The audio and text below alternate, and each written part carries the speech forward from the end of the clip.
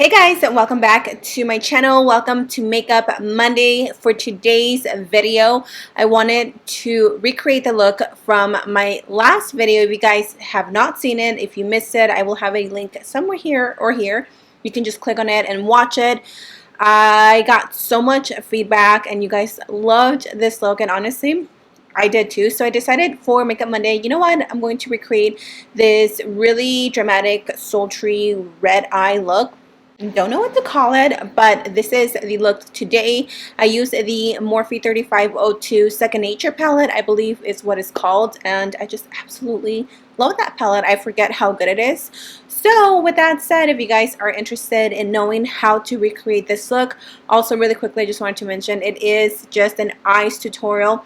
I did not include any foundations, powders, anything besides the eyes and the lips. I just didn't have any new products to share with you guys, but I will be sure to switch it up for next time. Anyway, with that said, let's go ahead and jump right into this tutorial.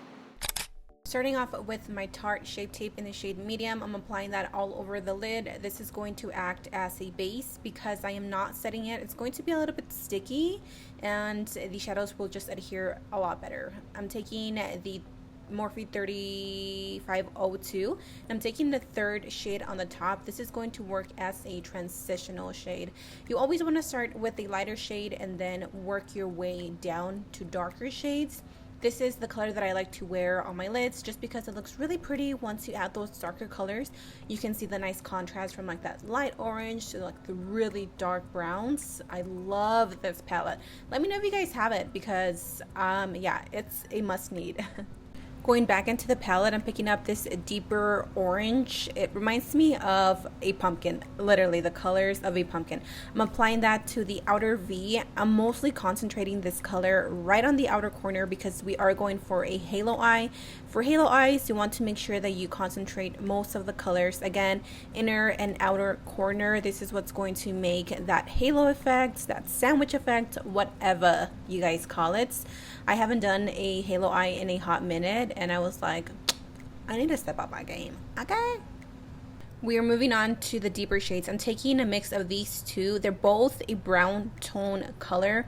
One is a little bit more maroon, and then the other one's more of a rich cocoa color. That's what I like to describe it. I'm taking a more smaller, flatter brush, and we are applying that again to the outer corners. Notice how I'm not really blending it. I'm just mostly doing the packing. And again, you want to pack that into the inner corners as well. I like to pack on the colors a few times before I actually go in and blend, because what's going to happen is that the moment that you start blending, you are going to lose some color, some pigment. So you definitely want to go back a few times and reinforce the colors. It's very important if you want a very vibrant, very rich payoff on your eyeshadows to go back and reapply the color multiple times until you're pretty much happy with the outcome.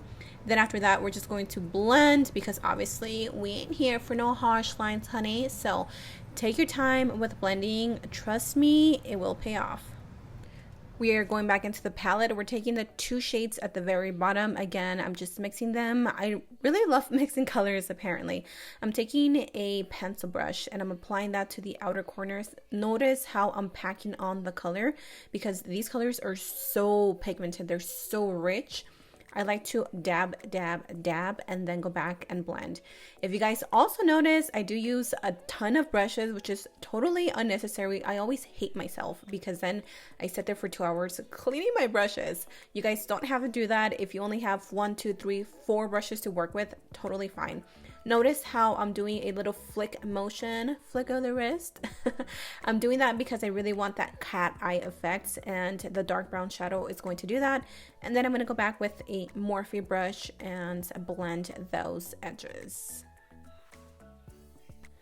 Now I'm picking up my Tarte Shape Tape one more time, applying it on the lid, and then a trick that I like to do is I like to look up and then move my eyes around. As you can see, you get the little stamp, the little outline of where your shadow will naturally crease, and that's where you want to cut the crease. Now, how wide or how thin you like your halo eye, totally up to you. I like mine pretty white because I still have to add the colors.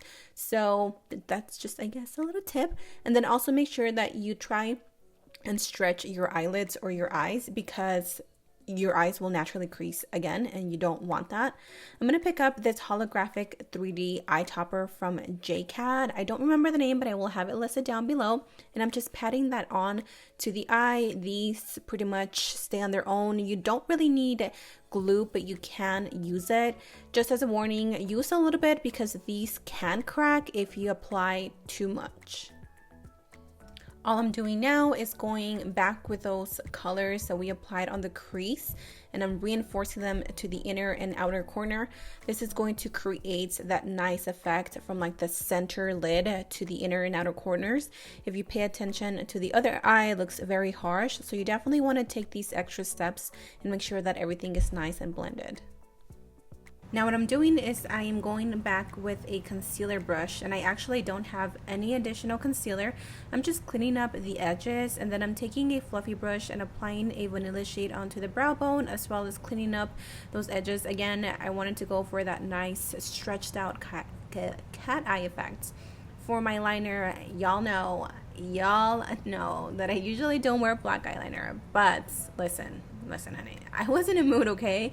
And I really liked how the black eyeliner went with everything. I used a pencil brush to really smudge out that black eyeliner, and then I went back with the two deepest shades at the bottom of the palette and I packed them on to the lower lash line to help me further diffuse that black eyeliner. Again, this is going to give you that nice, like, intense smoky eye.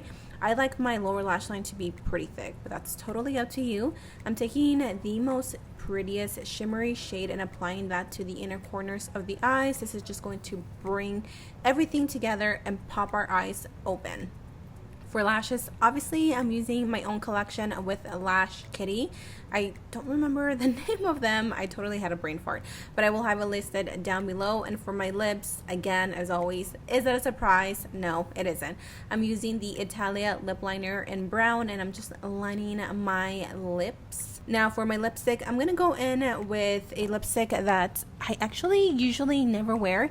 It is the Lottie London Slay All Day Long Wear Matte Liquid Lipstick in the shade Fleek. Oh, I am obsessed with this shade at the moment. That is it, guys. That is the end of this tutorial. I really hope you guys enjoy it. Make sure that you're following me on all my social media sites, because right now I'm having a huge giveaway with my lashes on my Instagram. That is it. Thank you guys for watching. I love you, and I will see you soon.